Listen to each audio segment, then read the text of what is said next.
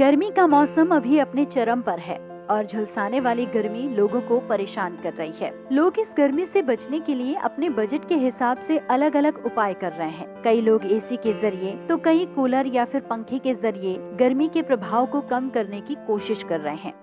Press the bell icon and never miss a video from newsnumber.com. वहीं जो लोग दुकान पर रहते हैं या घर से बाहर रहते हैं, वो भी किसी न किसी जुगाड़ से गर्मी से बच रहे हैं। ऐसे में YouTube पर तो कई जुगाड़ मौजूद हैं और वो चर्चा का विषय भी बने हैं। YouTube पर गर्मी भगाने के कई तरह के उपाय बताए जा रहे हैं और कई लोग पुराने तरीकों से गर्मी के प्रभाव को कम कर रहे हैं। इसी तरह आजकल एक मिनी कूलर चर्चा में है। इस कूलर की खास बात ये है कि ये काफी सस्ता है और जुगाड़ से बनाया जा रहा है। ये कूलर तेल के टिन से बन रहा है, जिसे कहीं भी आसानी से ले जाया जा सकता है और इसमें पंप, घास की भी व्यवस्था है। किसी छोटे स्थान पर हवा के लिए सही जुगाड़ माना जा रहा है। इसे तेल के टिन के डब्बे से बनाया गया है और लोग इसे काफी पसंद भी कर रहे हैं। ऐसे में जानते हैं कि इस कूलर को किस तरह बनाया जाता है और इसे बनाने में कितना खर्चा होता है, जो पोर्टेबल कूलर की तरह है। खास बात यह है कि इस टिन से एक ही नहीं, कई तरीके से कूलर बनाया जा रहा है और ये मिनी कूलर के नाम से फेमस हो रहा है। इस कूलर को बनाने के लिए सबसे पहले टिन के 3 तरफ एक खिड़की की तरह उसे काट लिया जाता है और उसमें दोनों तरफ जाली लगाकर उसमें घास भर दी जाती है। टिन में बनाई गई खिड़कियों के बाद बचे हुए लोहे को पंप के पानी के लिए नाली की स्टाइल में काटा जाता है ताकि पानी पूरी तरह से घास में ना जा सके।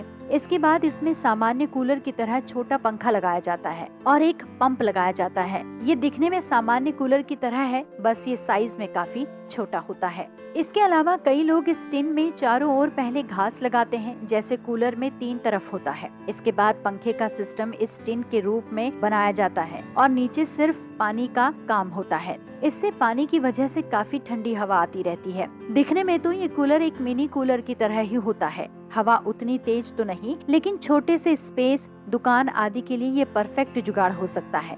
इस कूलर को बनाने में 300 रुपए तक का खर्च आता है, लेकिन कई YouTube वीडियो में दावा किया जा रहा है कि इसे 100 रुपए में भी बनाया जा सकता है। हालांकि इसे बनाने में थोड़ी मेहनत लगती है और कई सामान भी लगते हैं, तो ऐसे में इसकी लागत ज्यादा भी हो सकती है। गर्मी का मौसम शुरू होने के साथ ही अब ठंडी हवा की जरूरत पड़ रही है। ठंडी हवा के लिए लोग काफी कुछ इस्तेमाल कर रहे हैं, जैसे एसी, पंखा, कूलर, और इस गर्मी को भगा रहे हैं। जिन लोगों के पास कूलर है, वो कूलर की हवा को ज्यादा ठंडा करने के लिए अलग अलग तरीके अपनाते हैं। कोई कूलर को बाहर रखता है तो कोई कूलर के लगने वाली घास पर एक्सपेरिमेंट करता रहता है। ऐसे ही कूलर की हवा को ठंडा करने के लिए एक तरीका अपनाया जा रहा है और वो है मटका। जी हाँ, अब कई लोग कूलर में मटका रख रहे हैं और मान रहे हैं कि ऐसा करने से कूलर की हवा ज्यादा ठंडी हो जाती है। अगर आप कूलर में मटका रखेंगे तो कूलर की हवा ज्यादा ठंडी हो जाएगी, ऐसा कहा जा रहा है। ऐसे में जानते हैं कि लोग कूलर में किस तरह से मटके का उपयोग कर रहे हैं और क्या सही में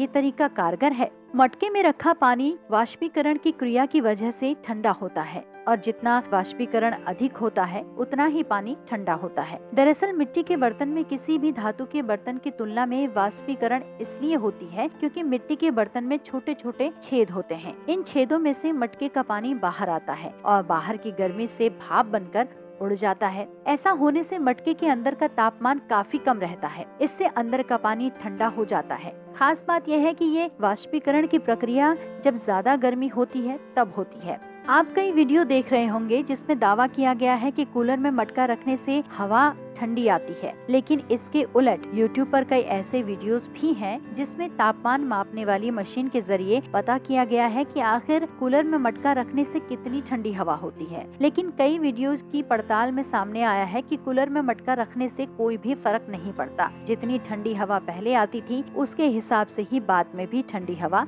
आती है।